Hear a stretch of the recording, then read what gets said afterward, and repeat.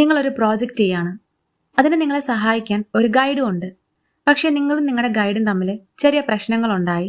കാര്യങ്ങളൊന്നും നേരെ ചൊവ്വേ നടക്കുന്നില്ല. നിങ്ങൾ നേരെ ക്ലാസ് ടീച്ചറിന്റെ അടുത്ത് പോയിട്ട് പറയാണ് നിങ്ങൾക്ക് ഗൈഡ് മാറ്റി തരണമെന്ന്. അപ്പോൾ ക്ലാസ് ടീച്ചർ പറഞ്ഞു, ഓ പിന്നെന്താ, മാറ്റി തരാലോ. ഒരു റിക്വസ്റ്റ് എഴുതി HODയുടെ കയ്യിൽ നിന്ന് ഒപ്പ് വാങ്ങി വന്നാൽ മതി. പക്ഷെ ട്വിസ്റ്റ് എന്താണെന്ന് വെച്ചാൽ നിങ്ങളുടെ HOD ആണ് നിങ്ങളുടെ ഗൈഡ്. പുള്ളിയെ മാറ്റിത്തരാനുള്ള റിക്വസ്റ്റ് പുള്ളിയെ കൊണ്ട് തന്നെ ഒപ്പിട്ട് വാങ്ങണം. ഇതുപോലെയാണ് Catch-22 പാരഡോക്സിലെ സിനാരിയോസ്. ഒരു സാഹചര്യത്തിൽ നിന്നും നമുക്ക് രക്ഷപ്പെടണം. പക്ഷെ ആ രക്ഷപ്പെടാനുള്ള വഴികളിൽ ചില ലിമിറ്റേഷൻസോ കോൺട്രഡിക്ഷൻസോ ഉണ്ടായി നമുക്ക് രക്ഷപ്പെടാൻ പറ്റാതെ ആ സിറ്റുവേഷനിൽ തന്നെ പെട്ടുപോകുന്ന അവസ്ഥ. 1961 രണ്ടാം ലോക മഹായുദ്ധത്തിന്റെ പശ്ചാത്തലത്തിൽ ജോസഫ് ഹെല്ലർ എഴുതിയ Catch-22 എന്ന പുസ്തകത്തിൽ നിന്നാണ് ഈ ടേം വരുന്നത്.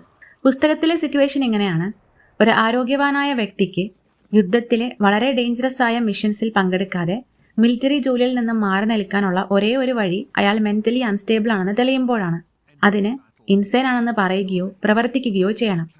പക്ഷെ ഔട്ട് ഓഫ് നോ വെയർ അങ്ങനെ സ്വയം ഇൻസൈൻ ആണെന്ന് പറയുകയോ പ്രവർത്തിക്കുകയോ ചെയ്യാനുള്ള കഴിവ് അയാൾക്കുണ്ടെങ്കിൽ അയാളെ ഇൻസൈനായിട്ട് കാണാൻ പറ്റുകയില്ല. അയാൾ യുദ്ധത്തിന് പോകുകയും വേണം.